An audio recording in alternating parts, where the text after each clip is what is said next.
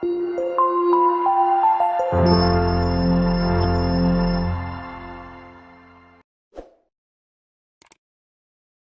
everybody, hi, welcome to our Monday night shiur.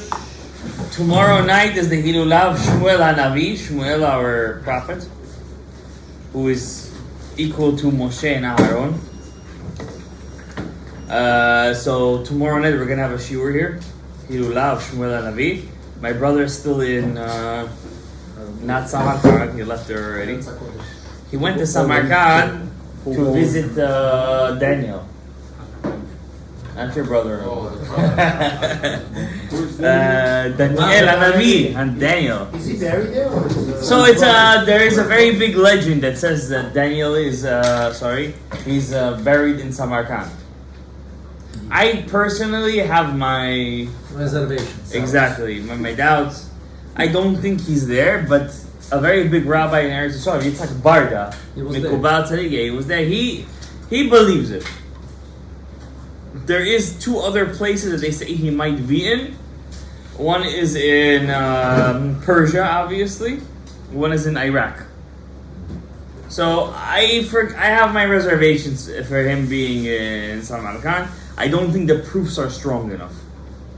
It's just one proof, one book that says he's there. I'm not buying it. So he was in Samarkand, my brother, and he right now he's in Eretz Yisrael. It's a huge heat wave over there. It's like 110 degrees right now over there. Israel? Yeah, in Israel. It's crazy hot. When I was there a week before, it was in the 80s, 90s. It was still okay. Now it's like 110 degrees. So, just a couple of words that I was in Eretz Yisrael this past week, the week of the last of Hod and Yesod. Every time you're in Eretz Yisrael, there is a mitzvah to say good things about it, to be mitaken the chet avon meraglim. While I was there, I visited my rabbi in Elad, Rabbi Yonatan Chen, and I asked him a couple of questions. Amongst them, I asked him the question about October 7th that happened in Lo Aleinu 6-7 months ago in the south of Israel. I asked him, what's the, what do you think about it? Because, you go to Israel, I was there, especially when you're in the center, Yerushalayim, Tel Aviv, those places, it's like you don't feel like everybody's in their own life. Life never stops. I went to the north, I'm driving, suddenly GPS shows that I'm in Lebanon. Mamash, it shows that you're in Lebanon. They jammed all the GPSs. Wow. You don't know where you're driving, where you're going. Chazdei Hashem. I'm over there reading the map. She's, trying to find a way. It was very dangerous because, in the north is all the Arab villages. Baruch Hashem, we made it to Rabbi Meir Balanes, to the Ari HaKadosh. We didn't go to everybody because we just didn't know the way. But Baruch Hashem, we made it to a couple of big tzaddikim. I posted them on my statuses, but I didn't post everybody, obviously. But obviously, every time I go to Eretz Yisrael, there's two places that I must go. One of them is the Rambam, Maimonides. A special, I don't know why, I have to go to him every single time. And obviously the Ari HaKadosh. This time Rabbi Meir Balanes was calling us. We were on our way to Chavakuk HaNavi. On the way, like I said, the GPS shows we're in Gaza. How did it happen? Now we're freaking out over there. It's time of war. You're in the north. In the north, you feel the war. People are talking about it over there. That same day we reached Rabbi Meir Balanes, that the same day 3 soldiers died. Hashem Yirachem Aleim, Nuchatam Began Eden. And in the north you feel it. They talk about it over there. In the center, in Yerushalayim, you feel like you're in a totally different ketzev. It's like everybody's in their day-to-day over there. But I'll be honest with you, the Gemara says, Masechet Kiddushin, 10 barrels of beauty came down to the world. 9 of them took Yerushalayim. It's a very beautiful city. The only sad part is so many, unfortunately, churches are over there. From the time of the Crusades. Churches, yeah. Right where I was staying, huge Ethiopian church. How did the Ethiopian church get to Yerushalayim? I don't know. Finland church, Scottish church. Any church you want is in Yerushalayim. You can't move them, by the way. You know, the old city is split into 4 quarters. Yerushalayim is the old city, then there is the neighborhoods around it, then there is the building around that. So the old city, Ir Atika, is split into 4 quarters. You have the Jewish quarter, the Muslim quarter, which is the biggest one. You have the Armenian quarter, and you have the Christian quarter. Armenian is Christian. They're not the same. Armenians is not Christian. They're Byzantine. Eastern Orthodox. They're Orthodox. And so I asked, we had a tour. We went in the tunnels. I'm about to tell you about that for a second. We went to the tunnels, so I was asking the lady over there, she bought her house after the second Intifada. In the year 2000, she bought her house in the old city, right by the Shuk Aravim. She said, my husband said after the second year 2000, said, right now prices are going to drop.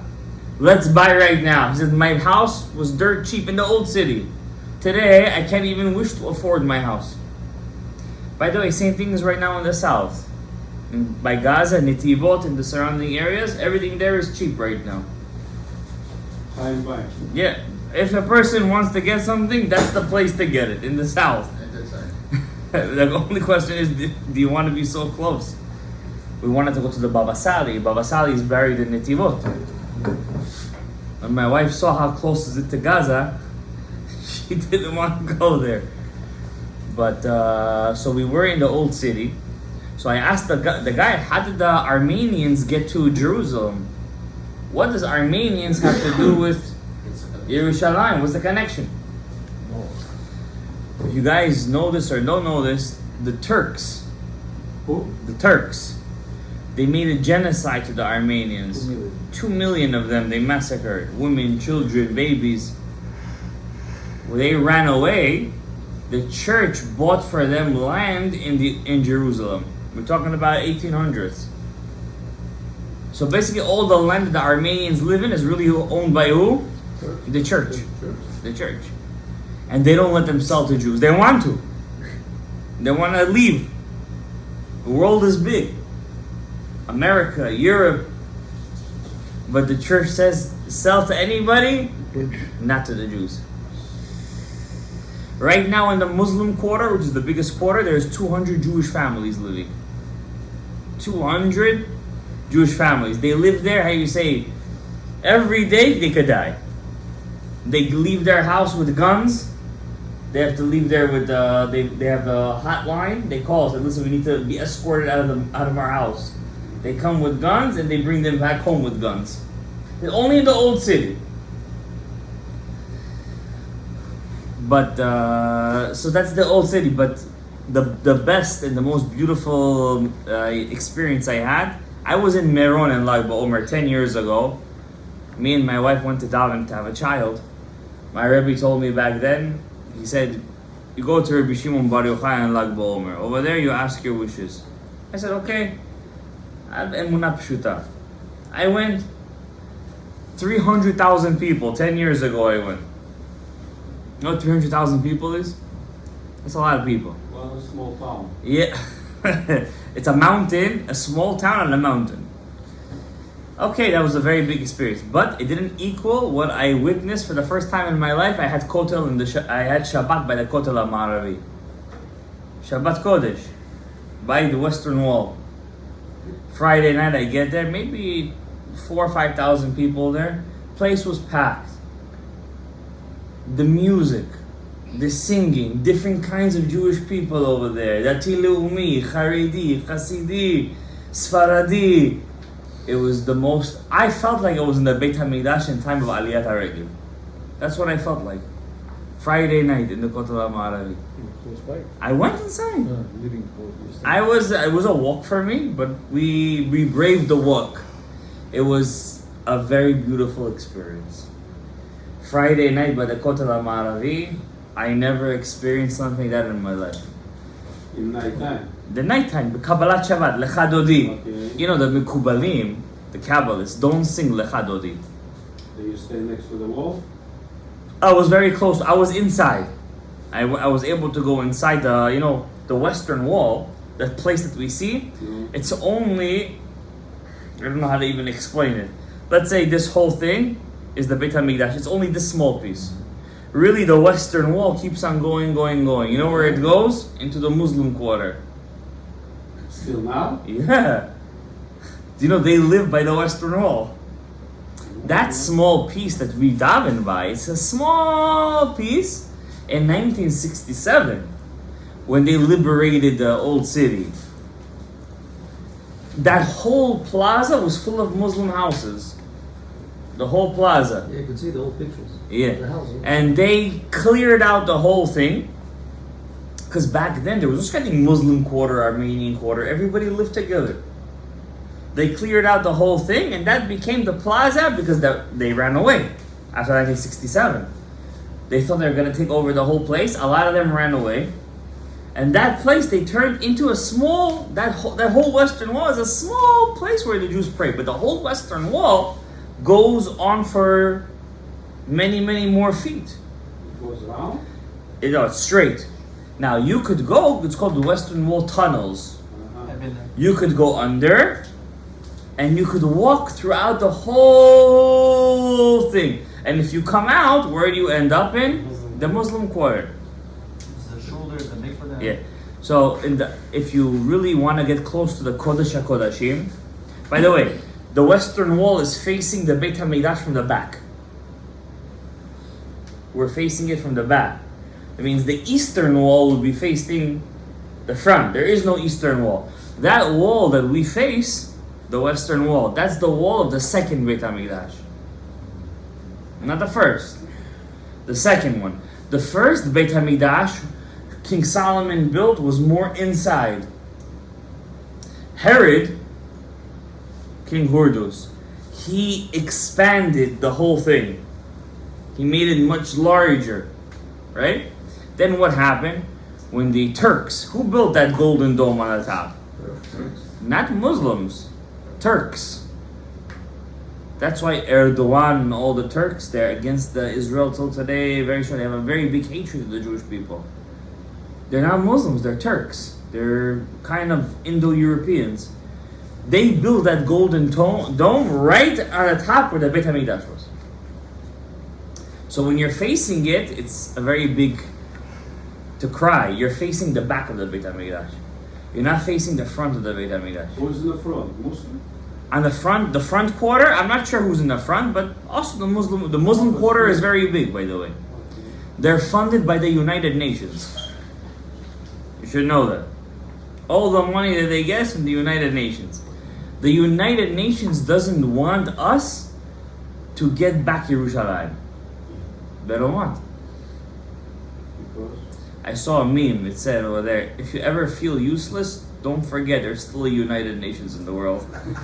The United Nations is one of the most, it was a miracle upon miracles. They're very anti-Semitic. All their resolutions is against Israel. Bangladesh, Sri Lanka, killing people, they don't care. All their resolutions of genocide is against Israel. But what's funny? 1948, they voted for the Jewish state. It was a miracle upon miracle, by the way. All the nations of the world would agree with it. I don't want to get too much in, but I want to say one thing that... Back to Rabbi Chen, I didn't finish that, so I asked Rav Chen, Rabbeinu, by the way, my Rebbe, Rav Chen, he knows the whole Sidur HaRashash by heart. You guys know that Sidur that I use with all the names of everything? The whole thing by heart. This rabbi who wrote the Torah? Yeah, the one who wrote the Torah. Like He's not even 50 years old. wow. He's not even 50 years old. The whole Sidur HaRashash he knows by. The most humble human being you'll meet in your life. The most humble.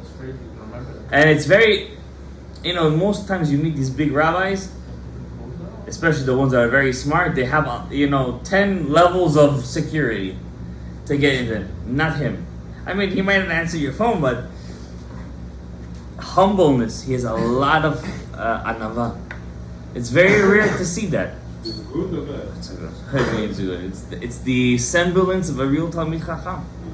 It's the sign of a real Talmid Chacham. So I asked him what's with that? Because I always come to with my dad. My father doesn't like when I ask about Mashiach. He doesn't like these kind of questions. And he's right, by the way. Because you know why? When you're young and you ask about Mashiach, you know what it basically means? You don't want responsibility in your life. You want Mashiach to come and answer all your problems. Because it says much harder work, no? That's the secret. Mm. That's the secret. When Mashiach comes, actually even harder. Ki mala'aha aretz de'ah. But this time I was alone, and I got to ask him as many questions that I want. Unfortunately, I didn't write down all my questions, but I asked him, "What's with October 7?" I said, anybody who knows Jewish history knows that every time there was a destruction in Judaism, it was always a great spiritual rebound. For example, the Shulchan Aruch that we have, the Code of Jewish Law, when was it written? Right after the Spanish Inquisition. Right? The Jewish state that we have today. No matter what you want to say, it's against Torah law, it's Erev Rav, whatever you say, it doesn't matter what you say. When did it happen? After the Holocaust. Right? Anything you see in Judaism, anything good always happens after something really bad. The Jewish people know how to rebound really well. Okay? So I asked him, what's with this whole October 7th thing? There's a lot of speculation. And he told me, he's very level-headed. He's not into conspiracies and stuff like that. He told me, he said, Eretz Yisrael is not like America, Europe, Africa, Asia. The land of Israel is alive. It's alive. And it asks for a price. To live on this land, there is a price. When the price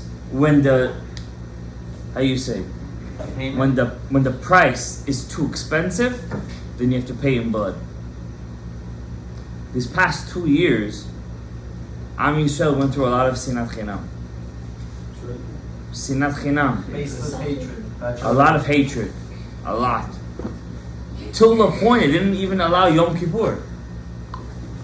And then there was, unfortunately, they were all Kiddushim. They all died in Kiddush Hashem. But still, there was a lot of shtuyot going on down there. Midat Hadin in Eretz Yisrael doesn't work like in America. In America, you have a very long Erech HaPayim because it's a lot of goyim here. It's not, the land is not kadosh. In Israel, the land is kadosh. It asks for a price right away. And when it sees that it needs to get a price, it takes it. That's what he told me. I'm not saying I agree, disagree. I'm nobody to agree or disagree, but What's the price? the price is blood. Why? Because the land to live over there, it needs a certain level of Holiness. observance. At least a certain level. I was in Israel. Usually I go from tzaddik to tzaddik over there. That's what I'm there for. I was in Shabbat by David HaMelech. It was by David HaMelech. It's not his actual grave, by the way. He's deep underground in a cave. I finished the whole Tehillim over there. That's what I'm there for. I'm not there for anything. I'm not there for sightseeing. I don't care for these things. You stay over there? But yeah, when I'm there, I'm there for a spiritual reason. That's it. You know what I realized though? Eretz Yisrael is a very young country. It's young compared to America, compared to any country. But you know what I saw there? The people there are thirsting for Judaism, and nobody gives it to them. So much young people I saw. You want to ask me a question? No. There's so many young people over there, and they don't know Yiddishkeit. They just don't know Yiddishkeit. I went to so many cities over there. They just don't know Yiddishkeit. And it reminds me of a story of Rav Ovadia Yosef many years ago. Rav Ovadia Yosef, before he passed away, Rabbeinu Ovadia Yosef, he had a dream of Mashiach. And Mashiach told him, you know when I'm gonna come? When the Talmidei Chachamim are gonna go to all the cities and teach them Shema Yisrael, teach them Yahadut, teach them Torah, teach them mitzvot. You know why Chabad is so successful? Because they're Am Cheref. They go into the depths of the Klippa just to teach another Jew another mitzvah. It's crazy. I remember when I was in Kollel, I'm not gonna say who said what. My rabbi told me over there when I was in Kollel. Why did one very rich Bukhari, you guys know what I'm talking about, give all of his money to Chabad and not to his own Sephardic Jews? You know why? Because when he asked them to go to different places of the world to teach Torah, they all said, no, we're not moving anywhere. Which was the only one who said we're going to get up and go? Sfaradim, or are you talking about Ashkenazim? I'm talking about us, Bukharski. Okay. They didn't want to go. Now I They didn't want. Who went? Chabad. Only them. So he gave them all of his donations. Because he see the result. He saw. Forget about it. They wanted to do it. It didn't even have a result yet. They wanted to do it. They wanted to give. It's very hard. But without the I result, was. nobody gives. That's a. I was in Eretz Yisrael. I saw so many young people. So many. Just in the Kotel on Friday night. You know how many? The birthright they call it. Do you know how many groups of them were there on Friday night? At least 5 groups. At least 5.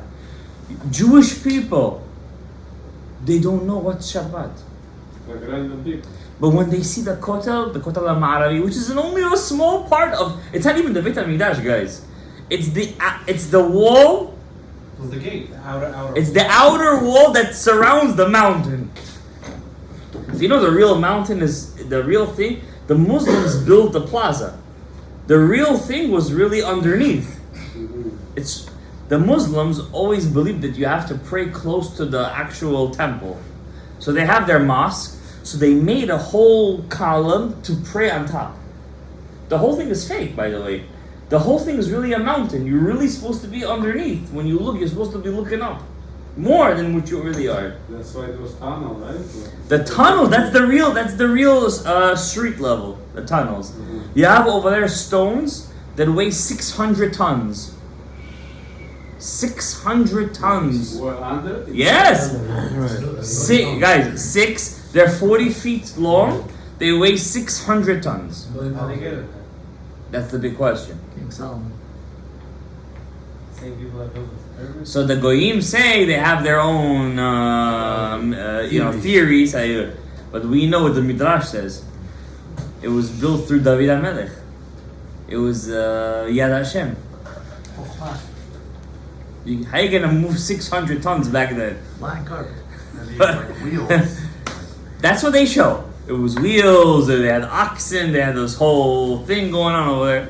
Listen, I'm not gonna say anything that I'm not an expert in, so I can't really, I don't know. Yad Hashem means that Hashem built it. No, also David. They claim it wasn't David, it was Herod. The whole thing was Herod.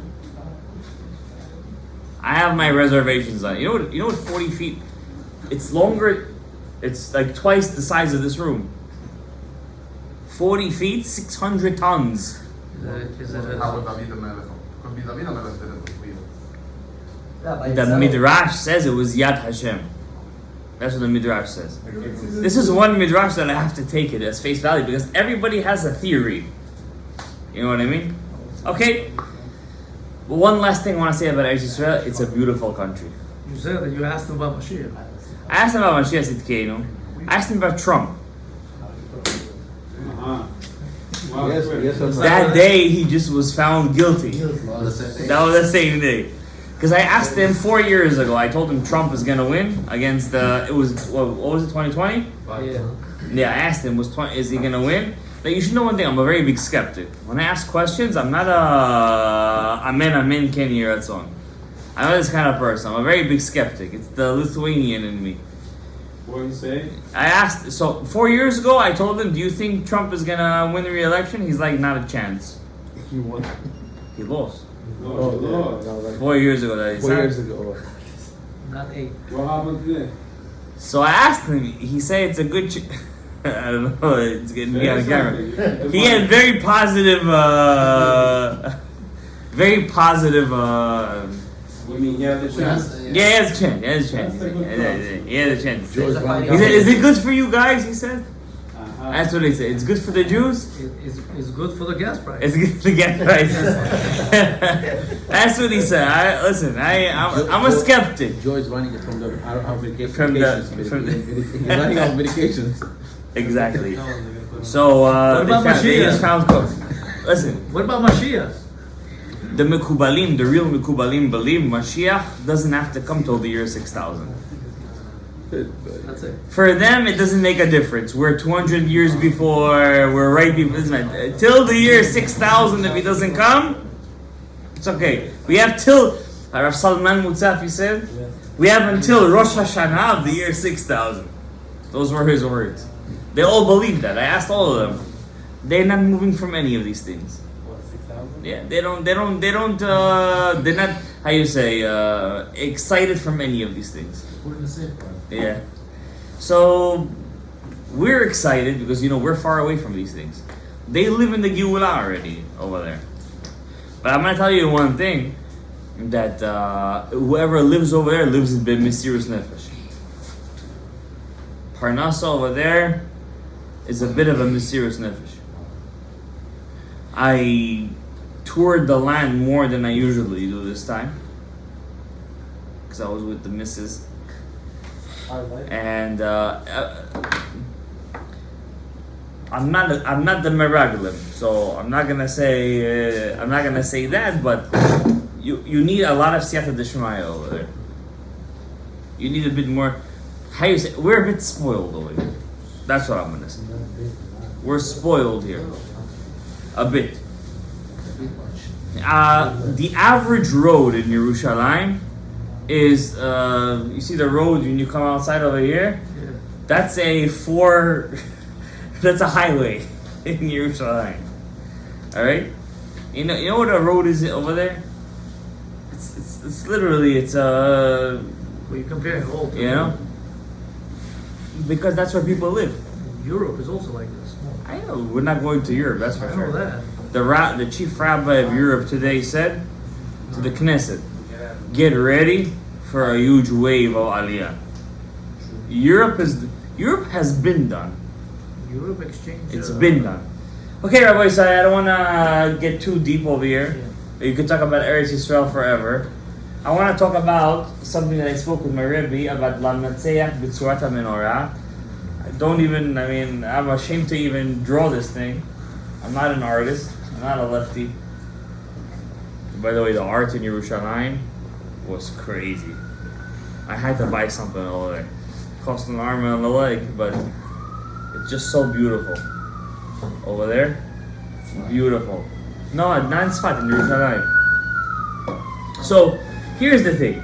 It says in Shara Kavanot, in Sfrata Omer, Drew Sfrata Omer, he says, I saw my Rebbe, the Rav Chaim Vital says, I saw my Rebbe, the Ari HaKadosh, was makpid. I say makpid. Very strict. Very stringent and strict. Uvezahir, and very careful. Me'od, look at his lashon. Makpid, mazhir, zahir, and me'od. Lomar acharei Sfrata Omer, mizmor elokim yechonenu.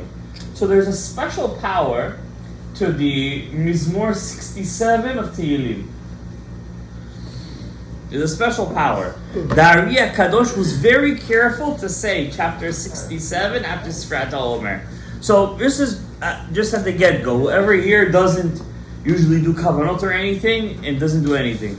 After Sifrat Omer, even if you don't do kavanot, say chapter 67 of Tehillim. Which is. The Lamnatseach with the Menorah. Oh, we said anyway.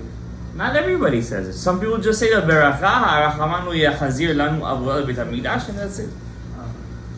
But he says, I saw my Rebbe was mazhir, he was careful, vezair, umakpid, to say chapter 67 of Tehillim. And he would say it me'umad. He wouldn't say it sitting down. He would say it standing up. ולכוון בכל יום מן המ"ט ימים בתיבה אחד ממ"ט תיבות שיש בזה המזמור. If you count, I know this is a horrible picture, if you count the amount of words that there are in this mizmor, it's exactly 49. How many days of the Omer we have? 49. Okay? And also, in the middle sentence, the middle one, if we had the parochet up over here, the Lavatziach, it would be much better. The middle one, this one over here, there's 49 letters. 49 letters. That means every day you have to have kavanah of a different word, and every day you have to have kavanah of a different letter in the middle. And he says over here that if there is a magefa, coronavirus, a plague, any virus, every day after you finish Shmona Yisrael, before you say Elokai Netzor, this is Shara Kavanot of the Ari HaKadosh, page 14. You have to say chapter 67 of Tehillim in the way of the Menorah. Yeah, you have to look. The secret is to look in the Menorah. Looking at the chapter 67, give me a Siddur. The heck with this. An artist I'm not gonna be. So you see this chapter over here? It's in every single Siddur, right? I don't know, the Ashkenazi Siddurim have this too? Yeah, but it's different. Some has in the... Right, that's what we're gonna talk about today. That's what we're talking about today. It's the opposite. By yours, it's the opposite. Also, some have in the stand that has the actual word. I don't know about the stand, I know the opposite. Okay, we'll talk about that later. So, you see this Lam Natziach B'Tzurat HaMenorah? Gabriel, look at this. This over here is the biggest Sigura that you're gonna learn. You think it's a joke. It's not. I thought it was Chai Stam Mabekah.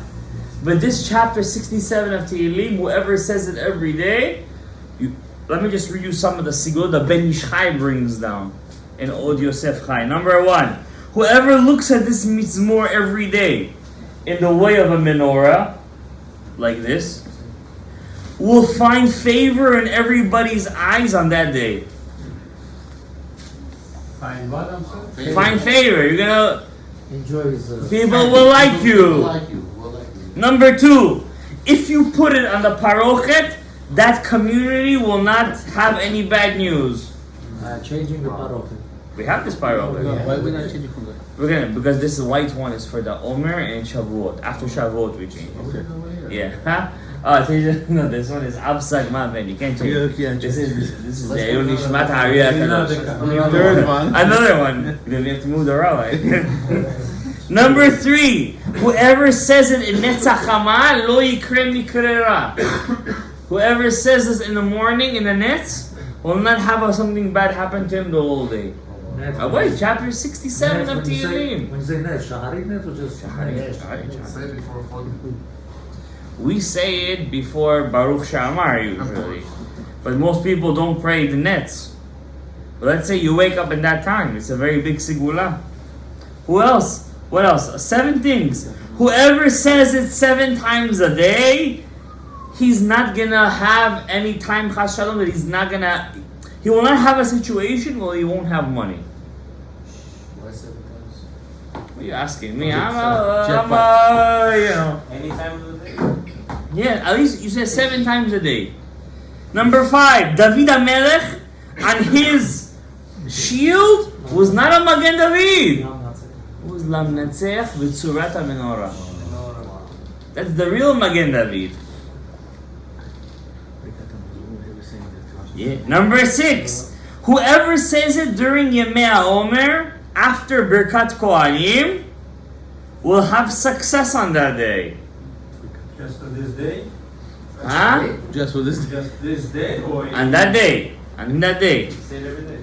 Number 7, whoever says it 7 times at the Tzurat HaMenorah before he goes on a traveling trip, B'ezrat Hashem, nothing bad is going to happen to him on that trip.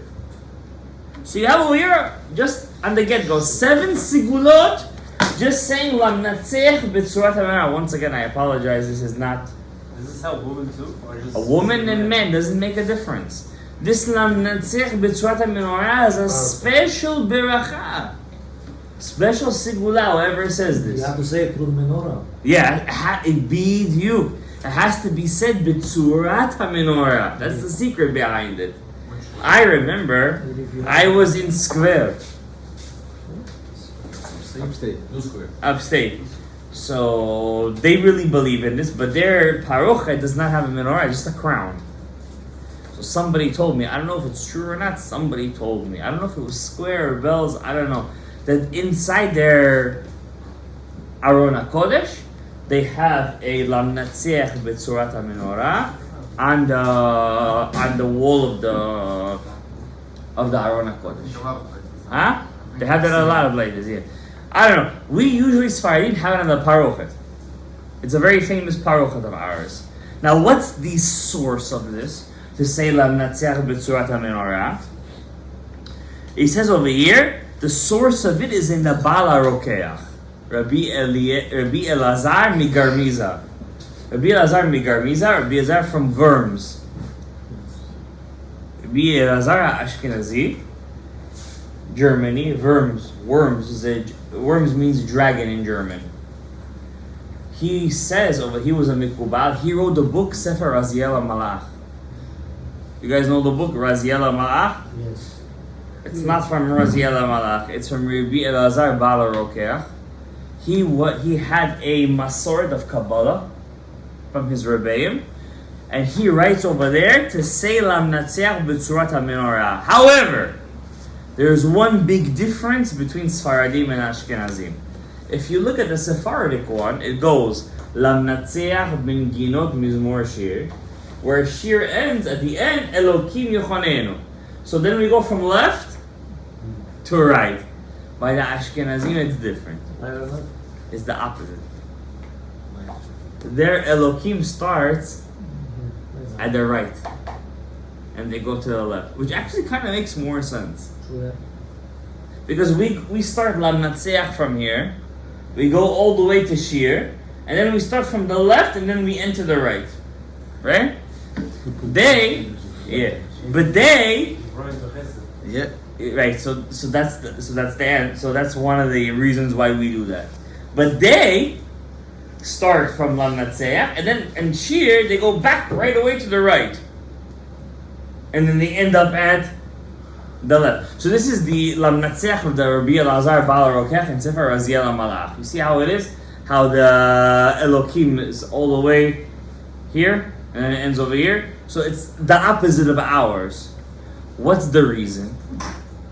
Bless you. What's the reason? One student was sitting there. The secret of Lamnatseach is not just to say B'tzurat HaMenorah. Number one, the Chida says it has to be an klaf. The Chida. That means if you have Pitum Aktoret, pay attention. You guys know what Pitum Aktoret is? Yeah. So the new Pitum Aktoret, a lot of them at the end, Gabriel, has the Lamnatseach. Yeah. So if you guys get a Pitum Aktoret, make sure it has a Lamnatseach at the end. I was in Israel right now, somebody asked me to bring the Pitum Aktoret. I saw it tonight, didn't have Lamnatseach. I said, you didn't get your money's worth. No, I was just doing him a favor. I was bringing it, right? So I didn't tell him that, but I said, listen, if you're already getting it, get it with the Lamnatseach. At the end, that's the whole point. Now, the Chida says when you read a Lamnatseach, it has to be read like you're looking at a menorah. That means you can't read it like this. It has to be read as if you're looking at it standing. Stand also. Yes. When you're saying Lamnatseach, that's the secret. You have to say standing and it's looking, you're looking at it, right? You don't have to exaggerate. I once saw a guy, he takes out his Lamnatseach before the Shemona Esrei ends and he's like looking over there like this as if he's going into it. But you don't have to go, it's an amazing sigula. It's from the Kadmonim. It's not a sigula from our days. It's a sigula of the Kadmonim. David HaMelech took this to be Menatzeach el Oibav. But here's a secret. The secret of the Lamnatseach is not just to say it, it's to have the kavanah of the Shemot of Hashem that comes out of it.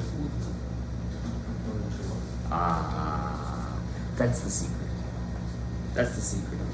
The reason why it's written in the way of a menorah, there's special names of God that come out of it when it's written in the way of a menorah. So, if you look at this, I apologize, my drawing is once again.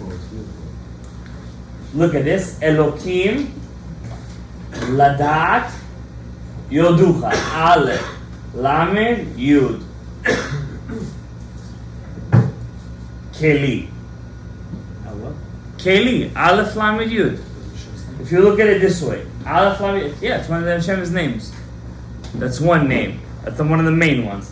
Now look this way. Yud, Yud, Aleph Yud. Yud, Yud, Aleph, Yud. It's also one. Yud, Kaf Lamed. Also gonna be what? Kel. All these names are names of Chesed.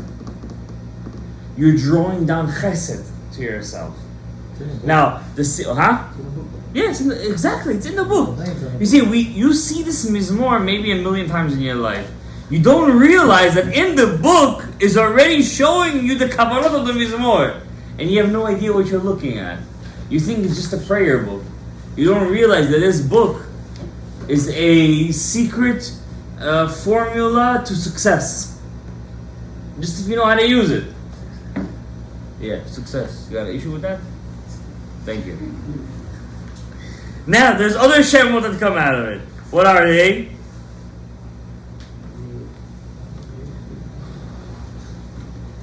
What are they? If you just take the last two yuds, and the aleph is going to be ekye. Yud, Yud, aleph is going to be what? 21 shem ekye. So you see the Sfaradim already have it written down over here. Ekye, Yud, aleph, Yud, gematria, ekye. See that over here? See, the secret of saying them is more. It's not just to say it, to have the shemot, the kavanah come out of the mizmor, and then you light up the menorah. Then you can light up the menorah. If you don't say if you don't have the meditation, the kavanah of those names, you're doing something, but you're not doing it lamaisa. You know what I mean? You're not really tapping into the energy. You want the energy to work, you have to know what you're doing, right? Imagine, I'll give you an example. It's a bad example. Person goes on a trip with birthright. He goes to the Ariya Kadosh's kever. He knows where he's going? He has no idea. Here is a Kabbalist of Tzfat and, bada bam. Oh wow, let's take a picture. Always see women. When they go to these places, what is the first thing they want to do? Take a picture. That's their inspiration. A picture. But what's a Talmid Chacham when he goes there? He's not just going to Dari. He's not going to a grave. You know where he's going to? A powerhouse of energy. When he goes there, he just wants to envelop himself inside. He wants to come out with kochot. One big Rebbe said, you don't need to go to Kiryat Tzadikim. You don't need to go to different places. Your Shacharit itself brings down all the kochot in the world. This is just a lamnatzeach. If I will tell you what's going on in Baruch She'amar, the 87 words in Baruch She'amar, your hair is gonna fall out. Whatever's left, obviously. Next year. Me and you, don't worry, I'm also getting it. 87 Paz. Do you know what's going on over there in Baruch She'amar? Shefa Yeshuot Gdolot. It's things that lo shezachto ayin. In Hashem Melech, Hashem Malach. When Hashem has a question, how come in Hashem Melech, Hashem Malach, we're obligated, everybody, wherever you are, to stand up? Do you know what's coming up? If you're able to repeat, you have to repeat. If you're not, in Ashmonizer or something, you have to say, no matter where you are, you have to. Why? What's so special? Why have to stand up over there? And Vivarech David, so many, we all give the tzedakah. What's all this? I once heard a story. Don't quote me. Don't quote me. Gabriel, look at me. One time, Rav Yosef Karo, Maran, Shulchan Aruch, known as the Mechaber by the Ashkenazim. El Malazo. So they said there's one young rabbi. He was already in his 60s. How old was the Ari? 35, 36 years old. Imagine 36 years old going up against 60. He's the biggest Rosh Yeshiva of Eretz Yisrael. The biggest one.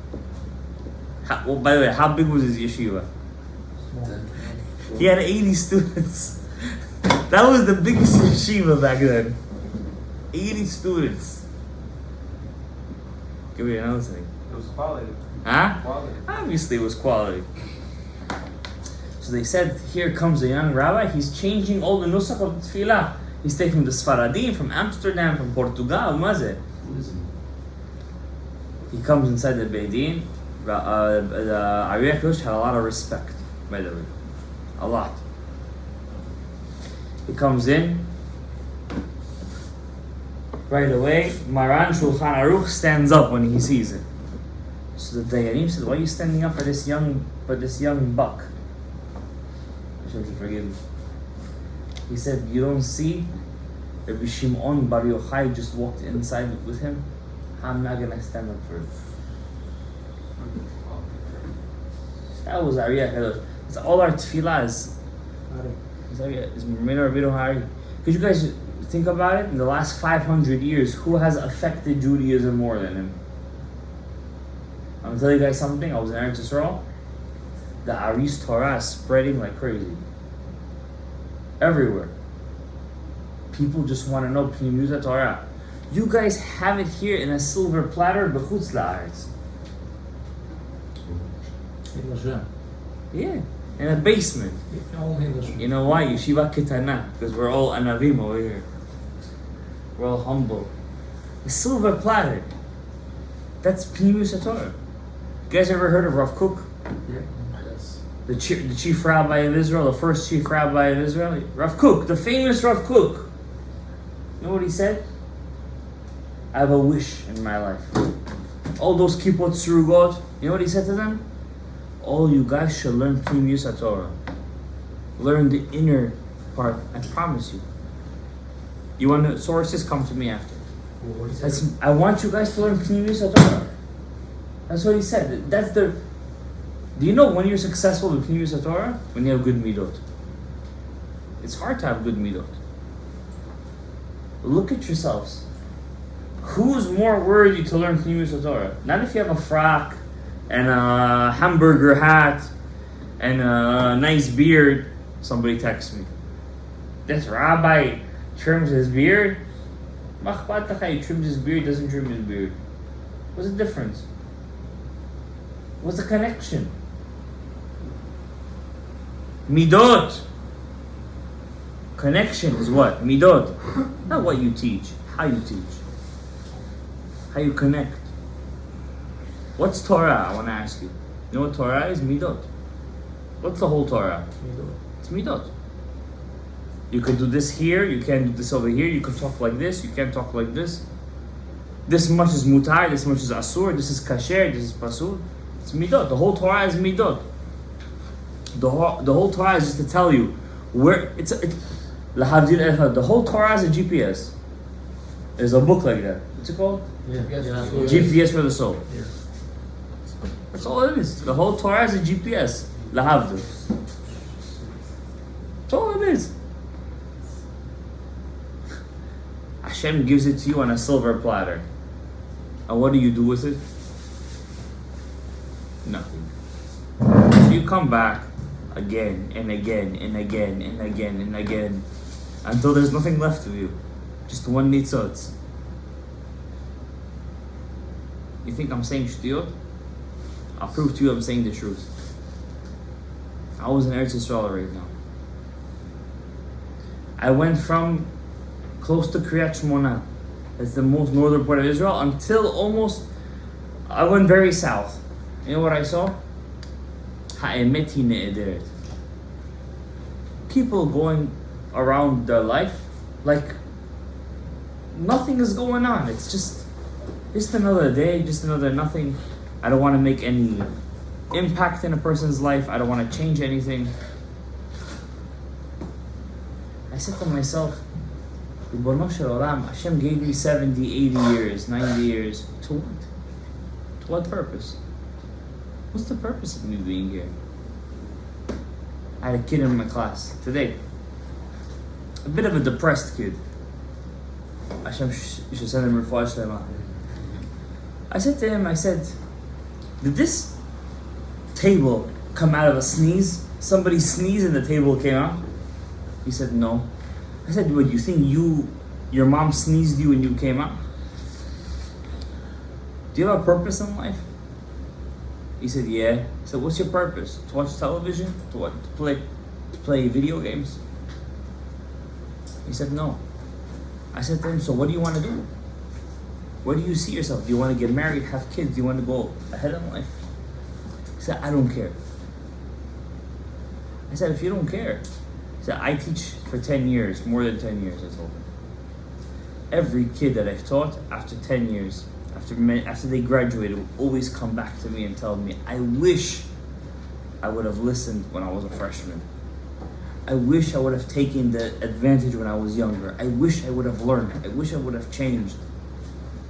My brother-in-law is a big rabbi in the community. You know what Kravi is in the army? Kravi. The front line. Fighters. His profile was very high. He could have been a fighter. You know, in Israel, if you come out of the army and you're a fighter, you get very high level job. You know what he told my wife? Sister. He said, why should I waste my life? You know what I could do in 3-4 years in Torah? You know how much I could learn? You know what I could become? You know how much I could serve Hashem? That's what Hashem is looking for. All of us over here are the same thing. We don't believe in ourselves. We don't believe that we're Kravi. We're Kravi. We're paratroopers. We are the paratroopers. I saw what's out there. We are the paratroopers. We're the tank. We're the ones in the tanks. We're the Kravi. We're the front line. We're the CIA. Us and Am Yisrael over here, sitting over here, it doesn't matter, you're 10, 20, it doesn't make a difference who you are, how many you are. The opposite. What's rare? What's more expensive? Something that's rare or something that's common? Something that's rare. You're the rare ones. You guys are the special ones. Take advantage of it. This is just one small thing. There's billions of these. And you guys are the ones who could tap into that energy. Nobody else is gonna tap into it. They don't care. They're gonna keep on coming back. They don't have. Their tikkun depends on you. Hashem should bless all of us. בגאולה שלמה. זכות שמואל הנביא, tomorrow night is his הילולה. יגן עלינו ועל כל עם ישראל בברכה, רווחה, הצלחה, ישועות גדולות, בזכות רבינו הארי, בחיים ביטל, רבינו הרשעת, שכל הברכות וכל הישועות לכל עם ישראל, וכן יעשו מדומי. אמן. רבי חנניה מלך השם אומר